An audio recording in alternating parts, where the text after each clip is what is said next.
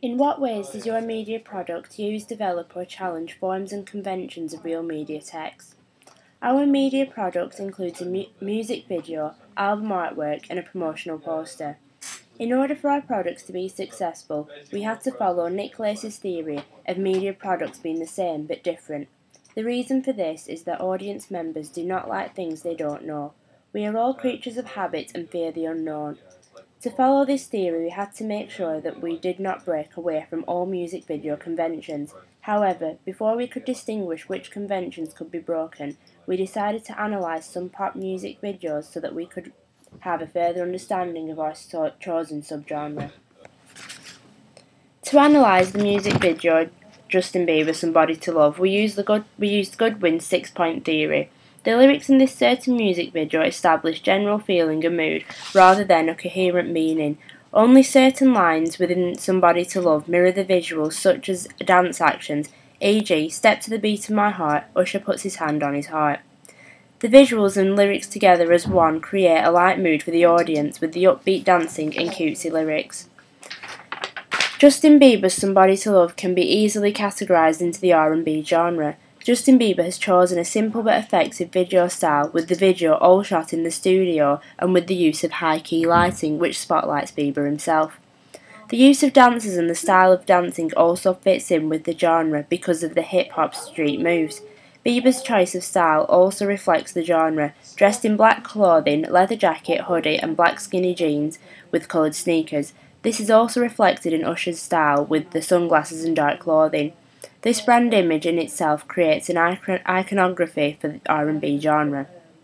Throughout the video there are excessive amounts of close-ups of Bieber and Usher.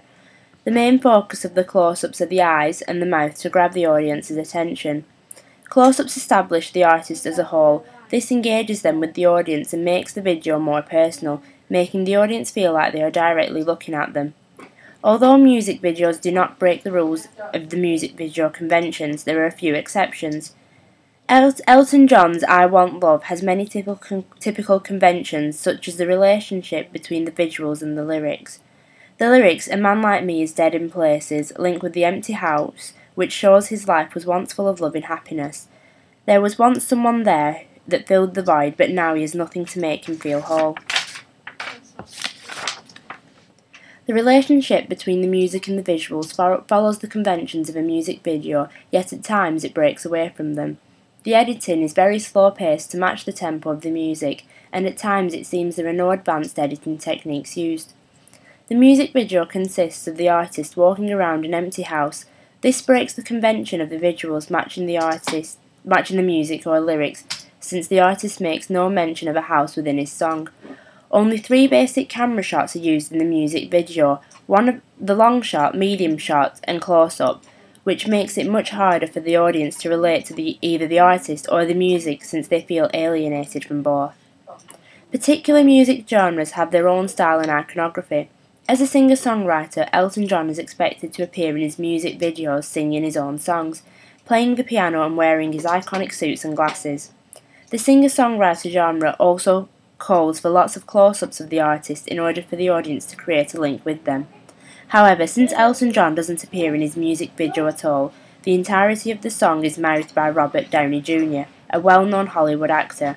Elton John doesn't even make a cameo appearance like Ed Sheeran in his music video The A-Team. The music industry calls for plenty of close-ups of the artist in the video.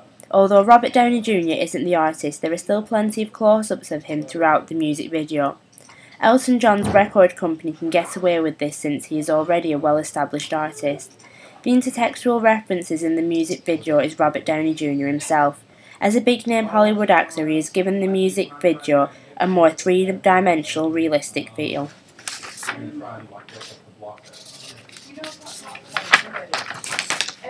Like many music videos, our music video follows the conventions of the typical genre, which is pop and grime. Though pop is very clean-cut, cheesy and PG, we decided to give it a grimier urban feel.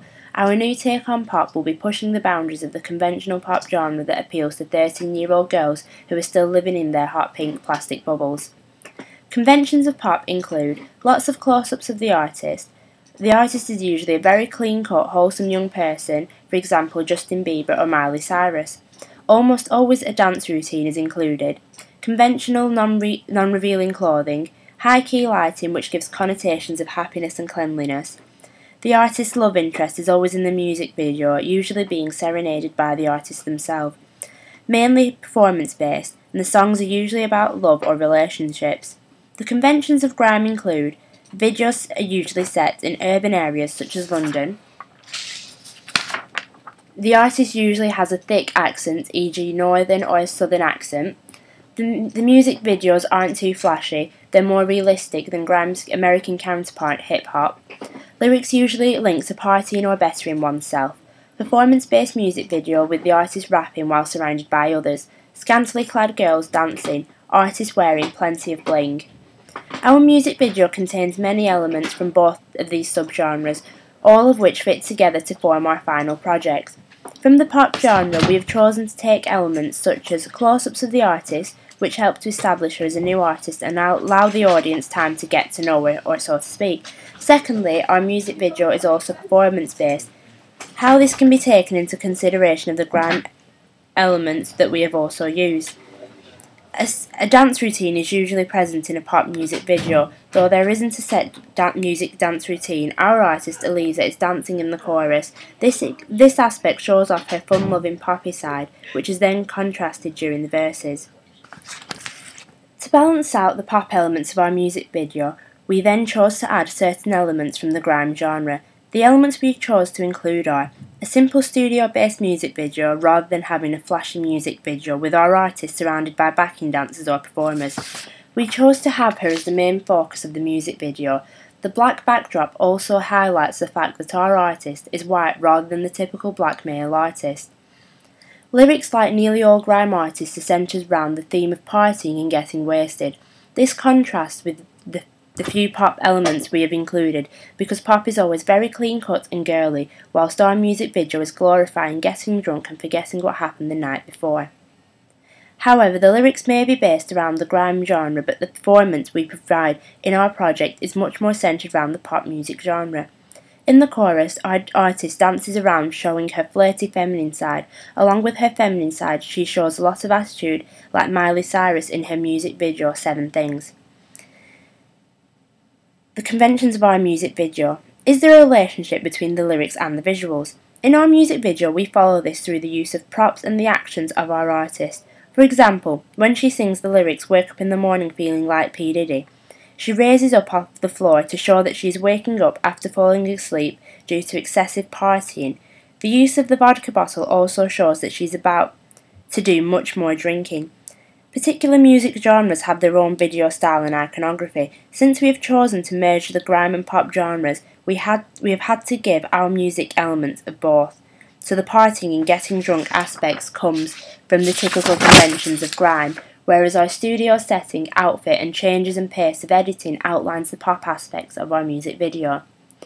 Is there a demand from the record company for close-ups of the main artist? Since this is our artist's debut single, we have to include plenty of close-ups of her.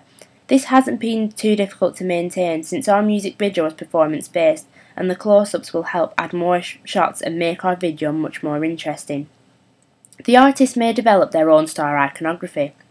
The dark sunglasses and shorts or short dresses add to our artist's style, showing that although she is part of the pop genre, she is more rebellious, attracting a wider audience. Our music video mainly follows the conventions of a music video, breaking away every now and then so as not to bore the audience with something they're used to. In our ancillary text, we produced album inserts and a promotional poster. The conventions of the album cover are usually prominently focused on an image of the artist's face, with the artist's logo, usually their name in a certain font. The cover should also be representative of the artist's individual iconography. For inspiration and research, we analysed Rihanna's album Rated R. We noticed the conventions in the album cover, which is primarily the fact that the image of the artist is the focus and the logo is above this. Rihanna's album is also representative of the artist herself because of her bold, heavy makeup and the use of black and white. The title of the album is written across the bottom of the front cover and is not clearly visible, which does not break the typical conventions of the album artwork. However, The main focus of this album cover is the image of Rihanna, in which it speaks for itself. However, ones with a graphic design do break these conventions. Our front cover kept to the typical conventions of album artwork. Our image was the main focus of the front cover, and we made sure to focus on our artist's eyes to establish direct address, drawing the audience in. We chose to do a pink and white black colour scheme throughout, and by using a bright pink filter over the image, we highlighted the fun girly side to the artist we wanted to portray. The inside panels of our album booklet contained a montage and a thank you page. For our thank you page, we didn't look for a specific example, but noticed that through our album booklets, they did have thank you pages. When we created our own panel, we captured our images in the studio to get the correct lighting, and also because many pop artists tend to use the studio. We used the same text as we used on the back and front covers of the album to stick to the same style. We found that the text itself usually contains thank yous to the artist, family, friends and record label, as well as their fans. We created this, as you can see above, by thanking the appropriate people. This makes the album seem more believable as a real product that connects to real people. Our second panel for the album was our pop art panel. We created this with a range of pictures taken both on location and in the studio. We used the program InDesign in order to cut them out and layer them appropriately. We also think that the pop art fits in with the quirky image of the artist and allows the consumer to look into the process of creating the album, as some of the shots are not seen elsewhere. All the clothes and mise-en-scène of the pictures fit in with the iconography of the artist. The back cover of the album sticks to the conventions of what you would expect of a back cover in the fact that it includes the track titles and name of the artist.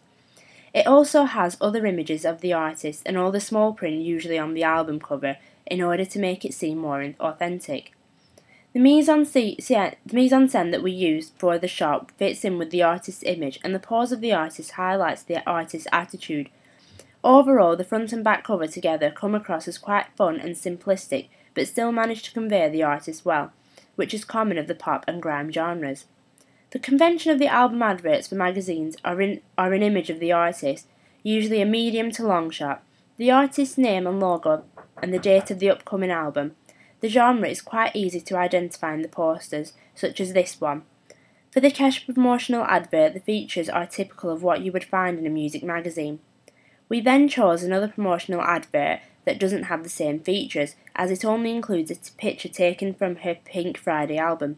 As the picture speaks for itself, she's still able to draw readers in and promote the album just as well. For our advertisement, we used studio shots to follow with the theme of our music video. These examples of advertisements show that studio shots work very well and definitely catches the reader's attention, and most important of all, the album well. It will also fit in with the video and the artist's image.